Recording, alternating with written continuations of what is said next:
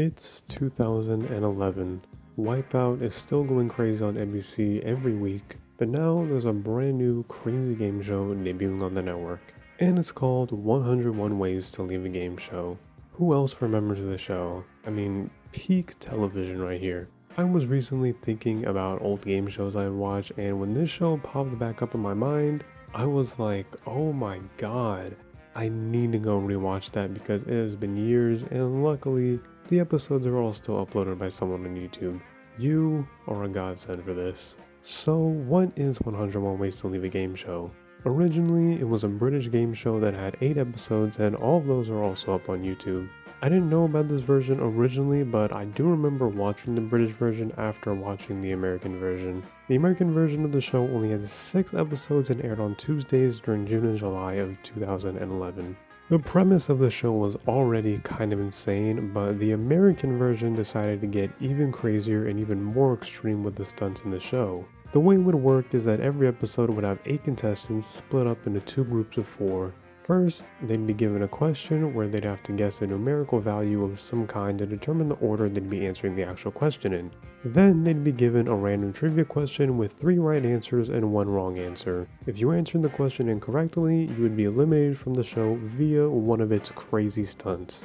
And they really went all out with the stunts for these 6 episodes. Because they'd always whittled the group down to just 4, there would be 4 different elimination methods every episode, and I feel like they got crazier and crazier each episode. You had stuff like being injected high into the air by a fuse, being rolled down a huge hill inside of a ball, getting thrown through a glass window, and being shot out of a World War II cannon. That's just a very small sample size of the other stuff they did on this show, but it was insane to watch every single time. But the show didn't end with these stunts because the show always ended with the same final elimination, although it did slightly change throughout the episodes. For the final game, the final 4 contestants would go through the same process, but this time there would only be 1 right answer and 3 wrong answers. So getting that first random question right was even more important. Then, each contestant would either stand, lay, or sit atop a platform that was 10 stories above water, and if they were wrong, they'd be sent all the way down into the water. This was easily the most insane thing every episode, and I remember as a kid, whenever I'd watch these same 6 episodes over and over again, this would be the part of the episodes I was excited to watch the most. I'd always go back and just replay them time and time again because it was just so fun to watch. For the winner of the show, they would receive $50,000. And if someone somehow got lucky on one of those first questions and guessed the exact correct answer, they'd get a bonus of $101. It's funny because the only person who did this also won, so they got the maximum amount of $50,101. Now of course, the people going on this show aren't just blindly doing these things, and the people in charge of the show aren't blindly doing them. There were many stunt people on set that practiced these stunts ahead of time to make sure they were 100% safe. I actually found this on Reddit, where one of the show's contestants, who I believe is this guy from episode 6, stated how safe they all felt on the show due to the stunt people, as well as the extra mechanics involved that weren't completely shown on camera. I mean, you of course can see that these people are always attached to a safety harness or something like that, so in case you thought these people were actually dying or something, they weren't. This New York Times article from 2011 actually stated that the worst injury on the show was just a cut finger, which shows just how much the show made sure these things were safe. Still, it doesn't take away from the fact that a lot of this stuff was probably insane to go through. My biggest fear is heights, and I know no matter how safe I'd actually be, I'd be absolutely terrified of doing many of these stunts. Besides all of this, the other best part of the show is its host. The host for 101 Ways to Leave a Game Show is Jeff Sutphin, who is like such a core figure for me and I'm sure many others. I grew up with Jeff Sutphin as the host of shows such as Brain Surge and Figure It Out on Nickelodeon.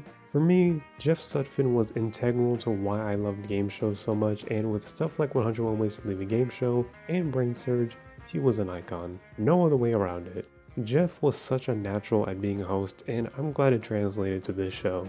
He's extremely funny and really good at all the things modern shows want from these other celebrities that they always try getting to host game shows. Jeff was always able to have funny interactions with the contestants because he knew exactly how to poke fun at them, be sarcastic, and just be a top tier troll all around. He's such a highlight in every episode, and he's a real breath of fresh air when it comes to hosting because he's actually engaging. It's why stuff like Brain Surge was and is still so great. There would be so many times when contestants would be freaking the fuck out before Jeff is about to eliminate someone, and he'd intentionally stall for as much time as possible just to get them a little more scared, and it was hilarious every time. The final tower in episode 6 is one of the greatest moments ever because they are all yelling and screaming while Jeff is just losing it as he continues to stretch out the eliminations. This guy, Deshae, was especially hilarious by just begging to be eliminated, and when Jeff decided to just do it and not stall for time, that made it even funnier because he's usually never that quick. He got to draw the chick, but it's all good. Just drop me, man. Just drop me.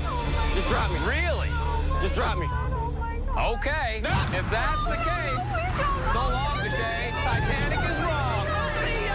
Oh my God.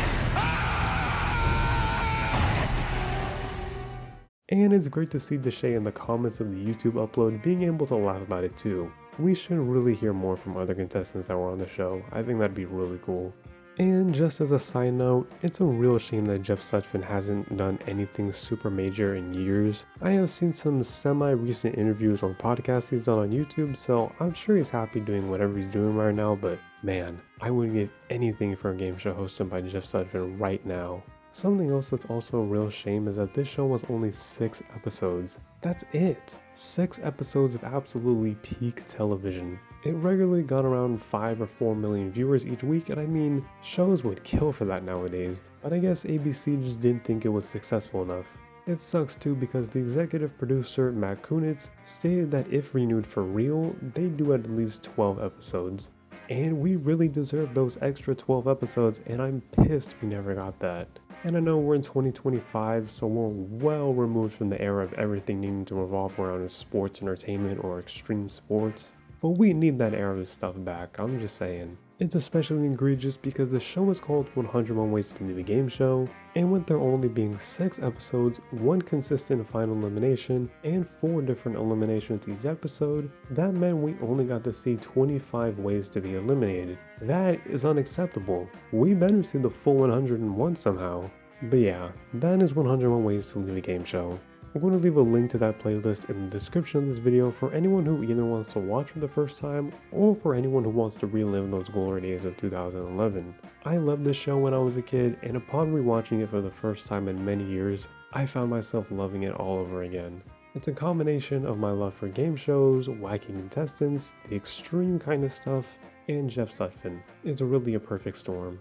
If you've watched 101 Ways to Leave a Game Show, let me know what you think of the show and if you think it'd be possible to see something like this make a comeback. Also, let me know down below what else you'd like to see me talk about on this channel. Like the video, subscribe for more videos, and yeah, thank you for watching.